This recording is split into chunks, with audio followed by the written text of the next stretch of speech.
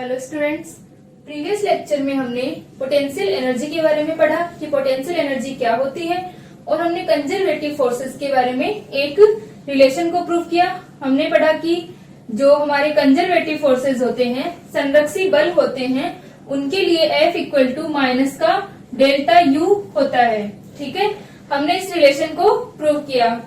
आज के लेक्चर में हम पढ़ेंगे कि जो हमारे कंजर्वेटिव फोर्सेज होते हैं, इनका जो कर्ल होता है वो जीरो होता है। ठीक है, तो यहाँ से हम देखते हैं कि कंजर्वेटिव फोर्सेज के लिए कर्ल का मान क्या होगा, जीरो होगा। संरक्षी बलों का जो कर्ल होगा वो जीरो होता है। ठीक है, तो यहाँ से हम लिख सकते हैं संरक्षी बल का कर्ल।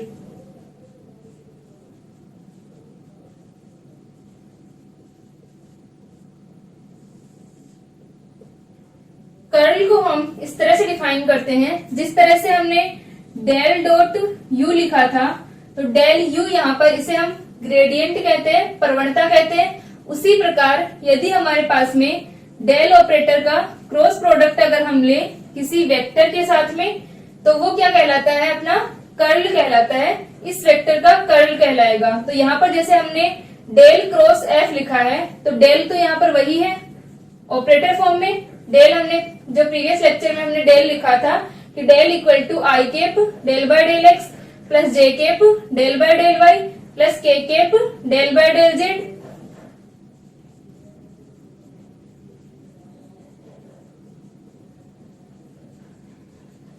ठीक है, तो यही हमारा डेल यहाँ पर है, लेकिन इस डेल ऑपरेटर का क्रॉस प्रोडक्ट है एफ के साथ में, एफ वेक्टर के साथ में। ठीक है, तो अगर हम इस फॉर्म में किसी वेक्टर को लिख रहे हैं, तो उसे हम क्या कहते हैं, इस वेक्टर का कर्ल कहते हैं, कर्ल ऑफ एफ कहते हैं। ठीक है, ये जो तीन चीजें होती हैं हमारे पास में, एक तो ये हो गया हमने लिखा डेल डॉट यू, इसे हम ग्रेडियंट कहते हैं।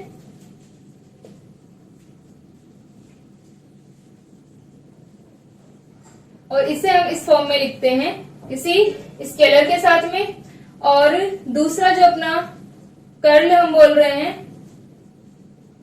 इसे हम किसी वेक्टर के साथ में इस फॉर्म में लिखते हैं। और थर्ड अपने पास में होता है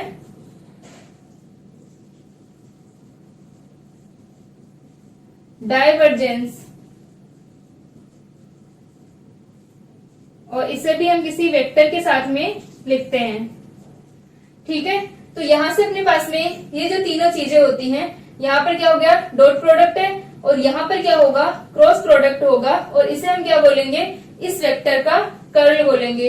इन तीनों के जो फिजिकल मीनिंग होते हैं, ठीक है, वो आपकी जो सेकंड बुक है इलेक्ट्रोमैग्नेटिज्म विद्युत चुंबकीय की, उसके अंदर एक्सप्लेन है। तो वहां पर हम जब पढ़ेंगे तो वहां पर हम देखेंगे कि इन तीनों के फिजिकल मीनिंग क्या होते हैं, यानी ये किस चीज को रिप्रेजेंट करते हैं। ठीक है, तो यहाँ पर नॉर्मली बस आप इतना ध्यान रखें कि जो कर्ल ऑफ एफ होगा, उसका मतलब है कि जो डेल ऑपरेटर है उसका क्रॉस प्रोडक्ट ले रहे हैं वेक्टर एफ के साथ में। ठीक है, तो हमें प्रूफ करना है कि कर्ल ऑफ एफ यानी डेल क्रॉस एफ वो क्या होता है, जीरो होता है। ठीक है, तो हमें सिद्ध करना है कि संरक्षी बलों का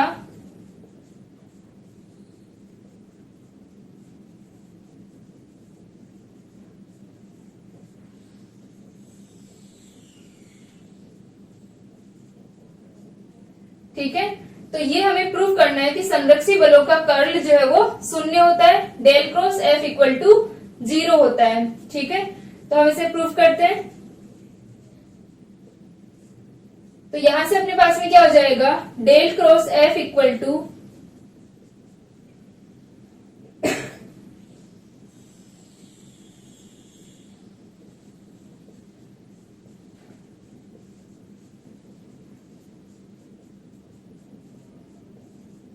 ठीक है, तो हम यहाँ पर प्रूफ कर रहे हैं कि कर्ल ऑफ एफ जो है वो जीरो होता है, संरक्षी बलों का कर्ल जीरो होता है। तो अपने पास में जो फोर्स होता है एफ, उसको हम क्या लिख सकते हैं, एफ इक्वल टू माइनस का डेल्टा यू लिख सकते हैं। ठीक है, जहां पर यू क्या हमारी पोटेंशियल एनर्जी है, तो एफ इक्वल टू माइनस का डेल्टा यू। तो यहां से अपने पास में आ जाएगा कर्ल ऑफ माइनस का डेल्टा यू। ठीक है, और डेल्टा यू का क्या होगा अपने पास में, delta u equal to del you by del x plus del you by del Y plus del you by del Z. ठीक है, डेल्टा यू क्या हो जाएगा, ये जो अपना डेल यू है वो क्या हो गया, इसे हम डेल बोलते हैं, डेल ऑपरेटर है ये अपना। तो डेल अपना हो जाएगा del u equal to I cap del you by del x plus J cap del you by del Y plus का K cap del you by del Z. ठीक है, तो यहां से अपने पास में ये आ गया, तो इसे हम रख सकते हैं डेल क्रॉस, ये माइनस में है, माइनस का I cap del you by del x plus का J cap del you by del Y plus K cap del you by del Z. ठीक है, तो यहां से अपने पास में, और जो हमारा डेल है, डेल को हम क्या लिख सकते हैं, I cap del by del x plus J cap del by del Y plus का K cap del by del Z. तो हमें इन दोनों का क्या लेना है, क्रॉस प्रोडक्ट लेना है। ठीक है, तो यहां तक लिख लें इसे। अब हम क्या लेंगे, इनका क्रॉस प्रोडक्ट लेंगे।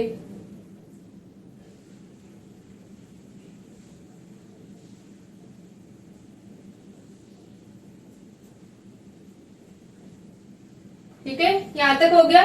अब हम इसे क्रॉस प्रोडक्ट की फॉर्म में लिख लें।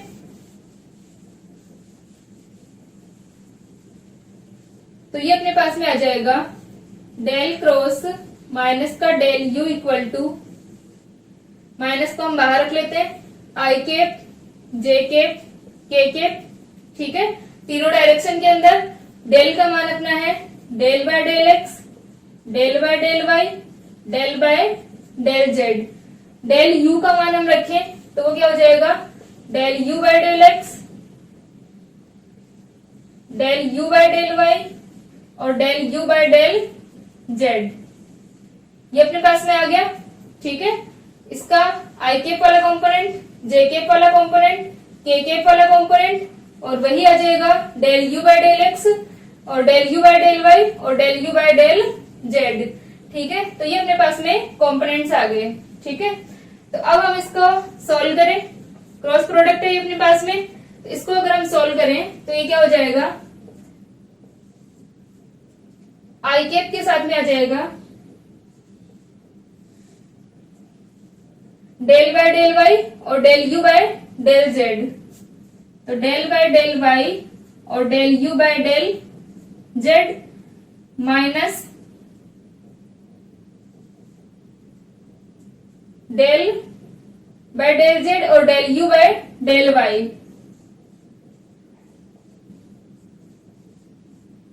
ठीक है, तो ये अपना आई कंपोनेंट वाला हो गया। फिर माइनस का जे कैप, जे कैप के अंदर अपने पास में क्या आ जाएगा, del by del x, del you by del Z minus del by del Z, del you by del X. ठीक है, तो del by del x, del you by del Z minus का del by del Z, del you by del x plus K cap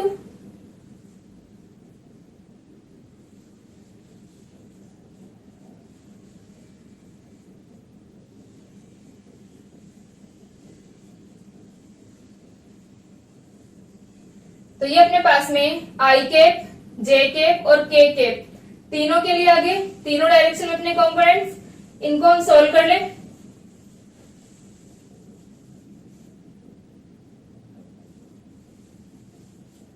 तो ये अपने पास में आ जाएंगे माइनस का I cap del 2u upon del Y del Z minus del 2u upon del Z del Y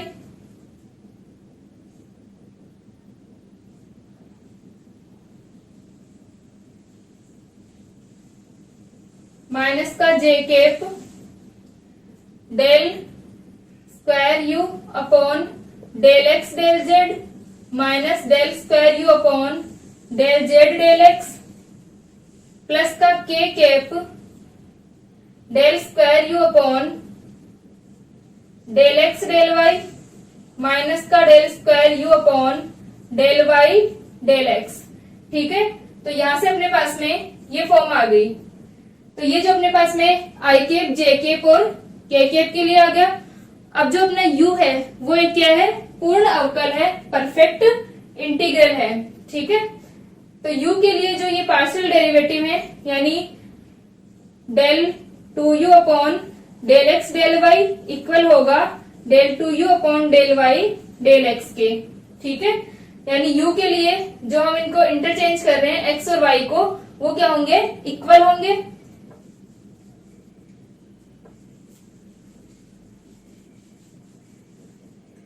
तो यहां से हम लिख सकते हैं क्योंकि u एक पूर्ण अवकल है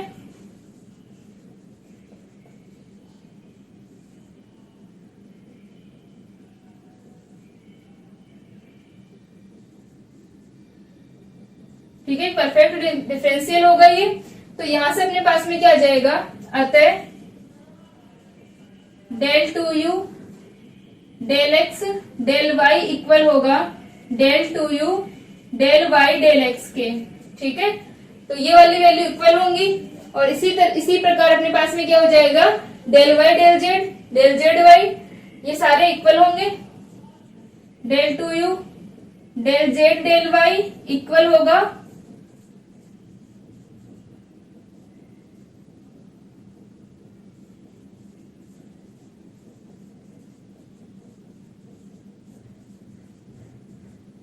तो ये सारे क्या होंगे, रिलेशंस जो है वो अपने पास में इक्वल आएंगे। तो यहां से हम देख सकते हैं, यहां पर अगर हम वैल्यू रखें, यहां से हम देखें तो क्या आ जाएगा कि इन सबका मान 0 हो जाएगा। ठीक है, अगर सारे इक्वल हैं तो ये सारे 0 हो जाएंगे। तो हमारे पास में क्या हो गया, कर्ल ऑफ एफ 0 हो गया। अतः क्या आ जाएगा, आई कैप इंटू 0 माइनस का जे कैप इंटू 0 प्लस का K cap into 0 equal to 0। तो ये अपने पास में आ गया, अतः curl of F equal to 0। तो यही हमें प्रूफ करना था कि जो हमारे कंजर्वेटिव फोर्सेज होते हैं उनका कर्ल 0 होता है, del cross F equal to 0 होता है इनके लिए। ठीक है, यहां तक लिख ले इसे।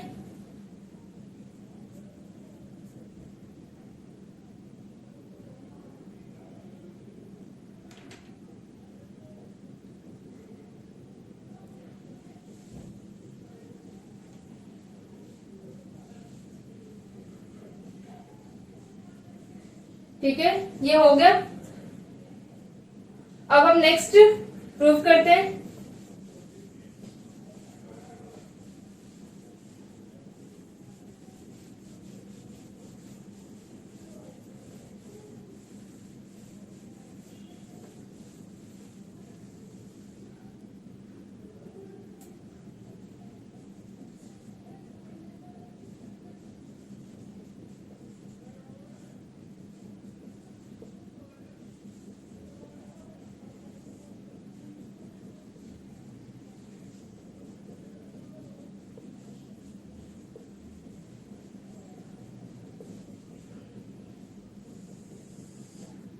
ठीक है, नेक्स्ट हम प्रूव कर रहे हैं कि रेखीय प्रत्यानयन बल संरक्षी होते हैं। ठीक है, यानी जो लीनियर रिस्टोरिंग फोर्सेज होंगे वो कंजर्वेटिव होते हैं।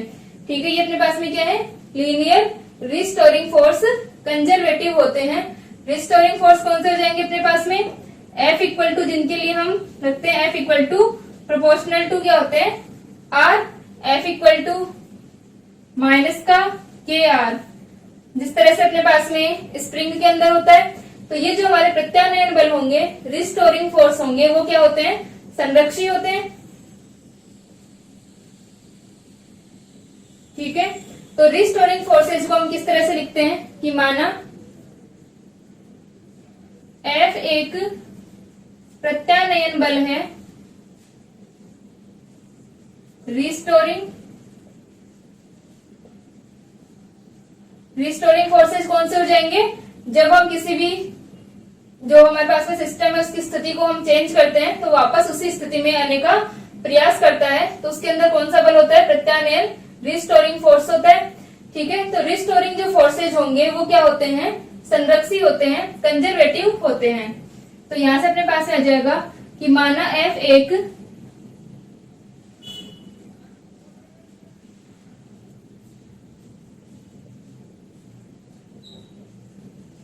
और ये विस्थापन के समानुपाती होते हैं, डिस्प्लेसमेंट के प्रोपोर्शनल होते हैं। तो F प्रोपोर्शनल टू R,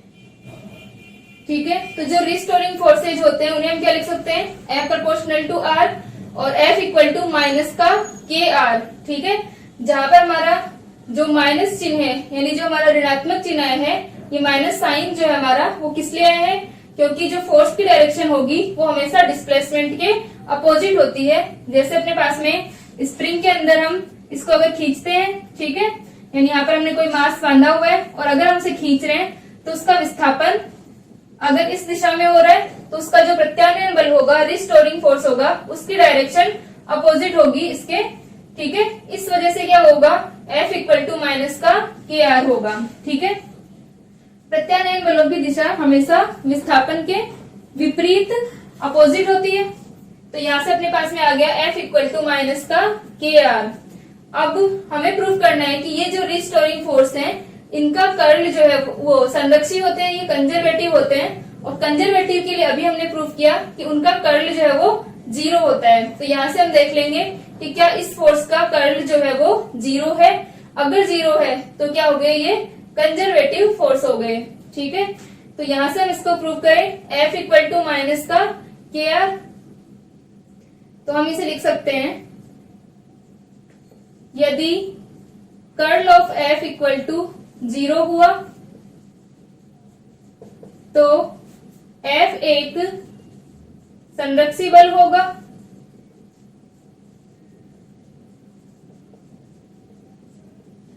ठीक है, तो यदि अपने पास में F जो है उसका कर्ल 0 हुआ तो कर्ल ऑफ माइनस का KR, ठीक है, या कर्ल ऑफ माइनस का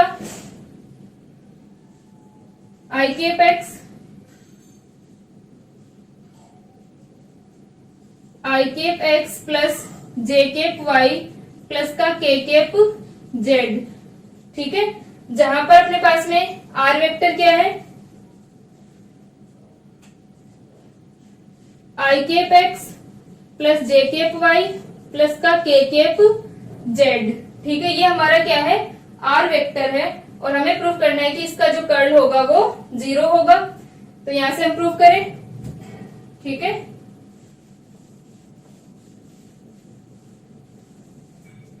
तो curl of F equal to I cap J cap K cap और इस डेल ऑपरेटर का मान, डेल ऑपरेटर का मान अपने पास में क्या होता है, I cap del by del x plus J cap del by del Y plus का K cap del by del Z. तो यहां से ही आ जाएगा del by del x, del by del Y, del by del Z. ठीक है, और साथ में हमें क्या रखना है, ये वाली वैल्यू।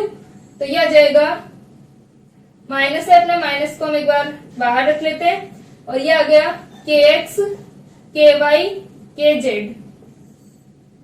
इसके लिए हम प्रूफ करें, इसका डिटरमिनेंट निकालें।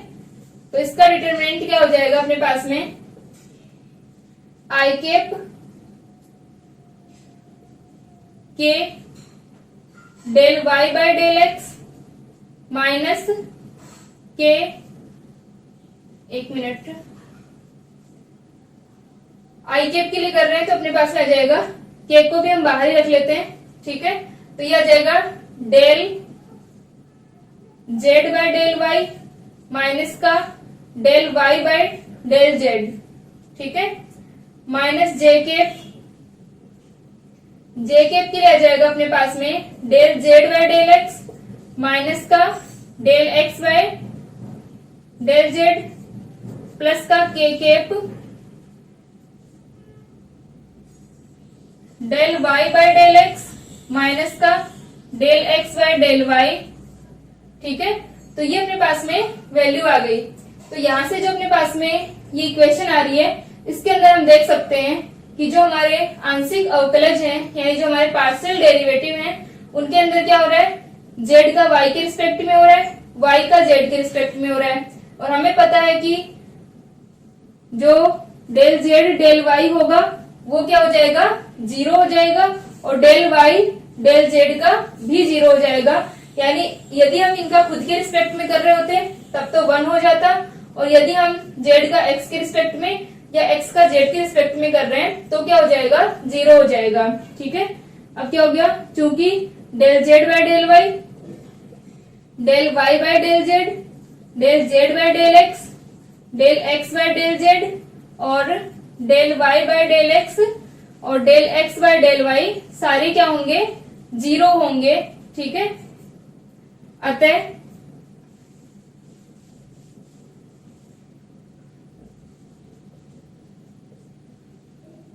Curl of F equal to 0। तो क्या हो जाएगा, अतः प्रत्यानयन बल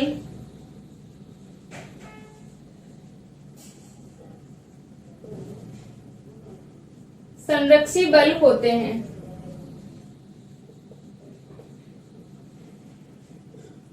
ठीक है। जो हमारे रिस्टोरिंग फोर्सेज होते हैं वो क्या होते हैं, कंजर्वेटिव फोर्सेज होते हैं, ठीक है। इसे यहां तक करें,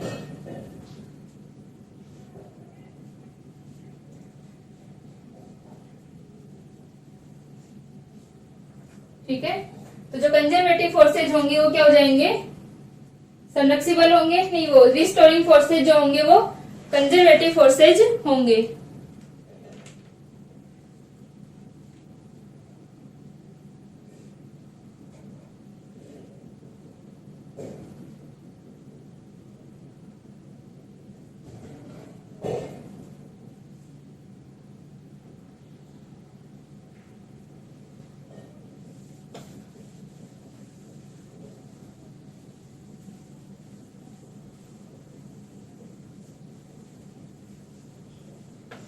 ठीक है।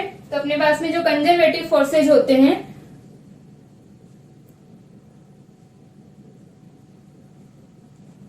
उनके लिए हम एक और प्रूफ करते हैं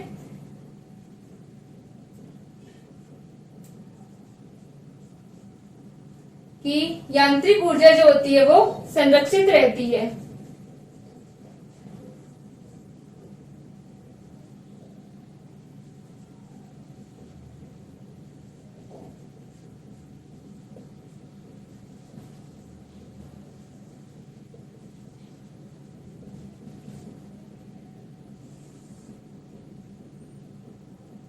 ठीक है। जो मैकेनिकल एनर्जी होगी, यांत्रिक ऊर्जा, उसका संरक्षण, कंजर्वेशन ऑफ मैकेनिकल एनर्जी।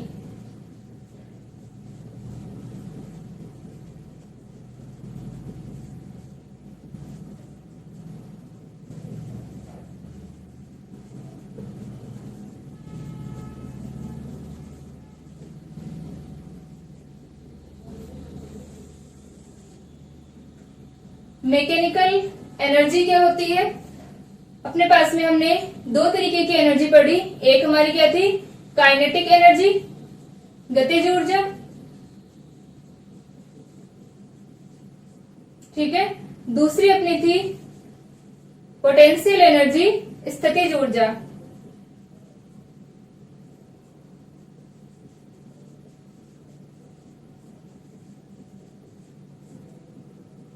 ठीक है। तो जो गतिज ऊर्जा और स्थितिज ऊर्जा होते हैं, kinetic energy and potential energy होते हैं, इनका सम क्या कहलाता है? हमारी मैकेनिकल एनर्जी कहलाती है। ठीक है। E इक्वल टू क्या होता है? K प्लस यू, यांत्रिक ऊर्जा। ठीक है। ये अपने पास में क्या होगी? K plus you. Total energy जो होगी वो क्या कहलाती है? मैकेनिकल एनर्जी कहलाती है। और यहां से अपन देख सकते हैं कि यदि हम किसी भी वस्तु के अंदर उसको किसी एक स्थिति से दूसरी स्थिति तक लेके जाते हैं, ठीक है, तो क्या होगा कि जब उसके पास में प्रारंभ में मान लो अपने पास में उसके पास स्थितिज ऊर्जा है, तो जैसे ही वो चलना स्टार्ट करेगा उसकी जो स्थितिज ऊर्जा होगी वो किस में परिवर्तित हो जाएगी? गतिज ऊर्जा के अंदर। यानी उसकी गति के दौरान उसके अंदर क्या होगी? उसकी स्थितिज ऊर्जा गतिज ऊर्जा में परिवर्तित होती रहेगी। यानी अगर स्थितिज ऊर्जा में कमी आ रही है, ठीक है, ये डिक्रीज हो रही है,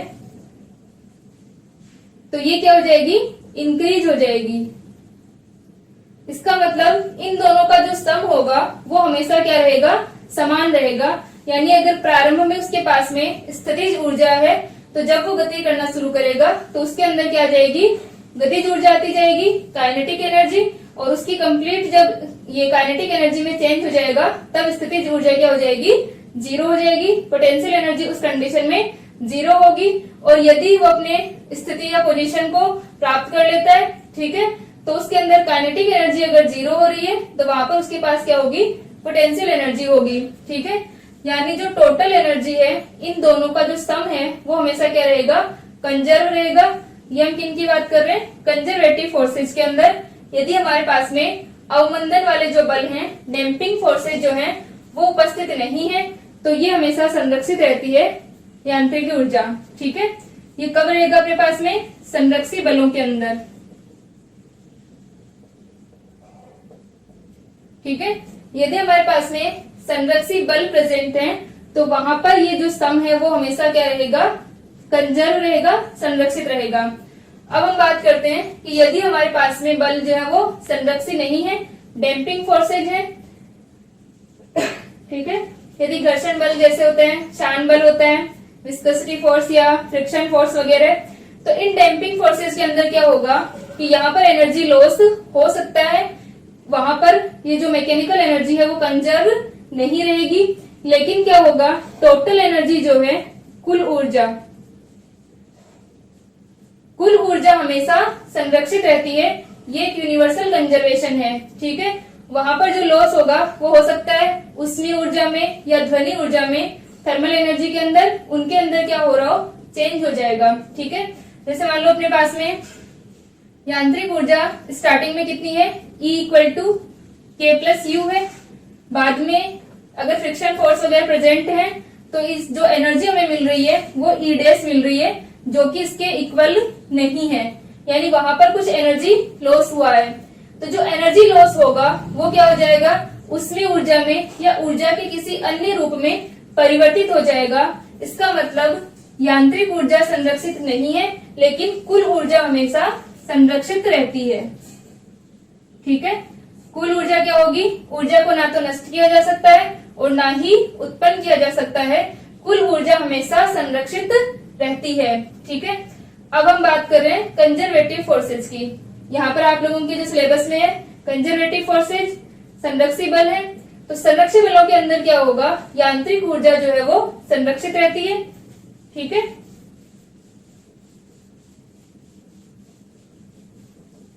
तो यहाँ पर हम बात कर रहे हैं कंजर्वेटिव फोर्सेस के लिए। तो यांत्रिक ऊर्जा का संरक्षण क्या होगा? पहले हम उसको लिख लेते हैं डेफिनेशन।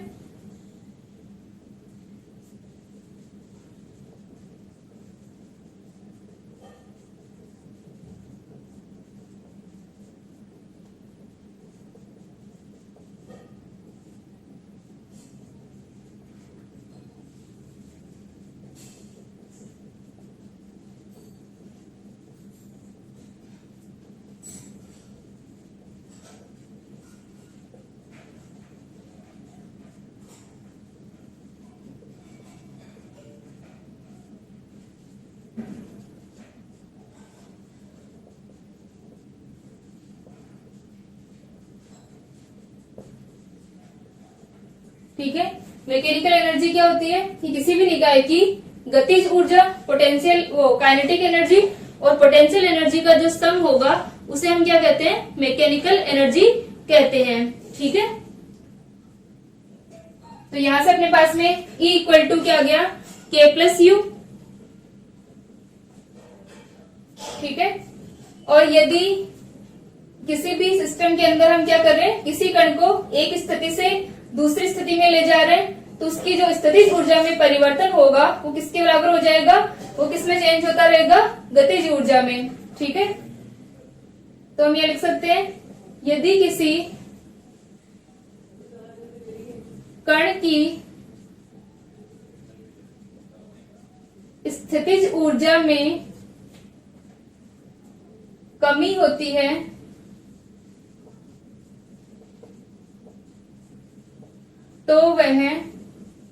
तो गतिज ऊर्जा में क्या हो जाएगी, वृद्धि हो जाएगी।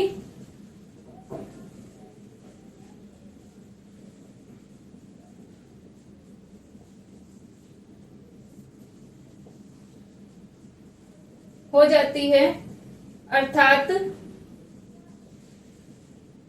क्या होगा कि स्थितिज ऊर्जा में परिवर्तन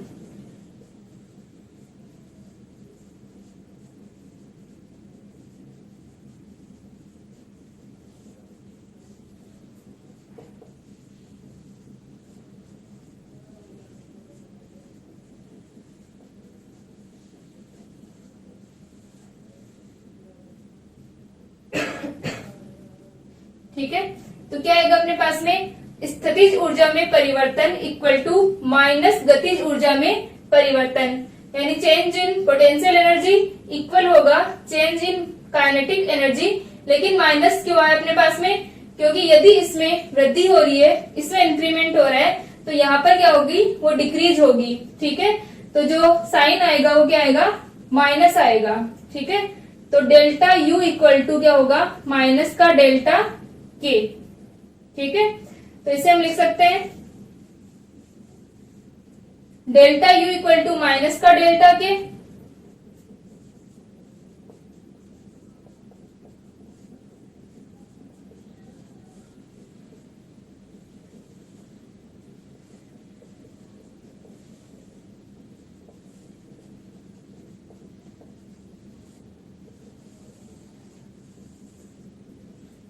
ठीक है, तो यहाँ पर अपने पास में क्या हो गया कि k plus u equal to नियतांक, delta u plus delta K equal to 0, यानी इनका जो परिवर्तन अगर हम डेल्टा निकालें तो वो क्या हुआ, 0। इसका मतलब k प्लस यू क्या है, एक नियतांक है, कांस्टेंट, तभी तो यहाँ से परिवर्तन क्या आ गया, 0 आ गया। ठीक है, और इसे हम क्या कहते हैं, यांत्रिक ऊर्जा का संरक्षण कहते हैं। ठीक है, तो क्या हो जाएगा, अतः किसी कण की या किसी निकाय की यांत्रिक ऊर्जा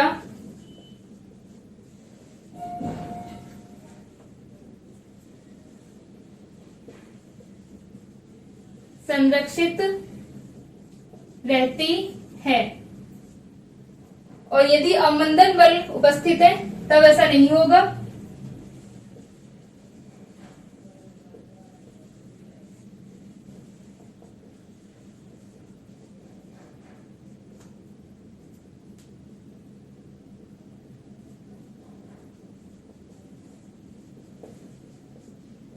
ठीक है, तो यह जो अपने पास में मैकेनिकल एनर्जी है वो क्या रहेगी, कंजर्व रहेगी। यदि अपने पास में अवमंदन बल उपस्थित नहीं हो तब ये क्या होगा, कंजर्व रहेंगे। ठीक है, तो यहाँ से अपने पास में क्या आ गया कि k plus u equal to एक कांस्टेंट होगा, नियतांक होगा। ठीक है, और जो अपने अवमंदन बल होते हैं, ठीक है, वो अगर प्रेजेंट रहेंगे तो एनर्जी जो है वो किसी और फॉर्म में कन्वर्ट हो सकती है। ठीक है, तो यहाँ तक लिख लिया इसको। अब अपने पास में हम लिख सकते हैं k प्लस यू के लिए कि माना कोई कण R1 से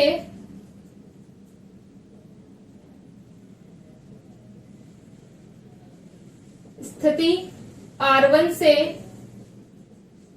स्थिति R2 तक जाता है, R2 पर जाता है, तथा R1 पर उसकी स्थितिज ऊर्जा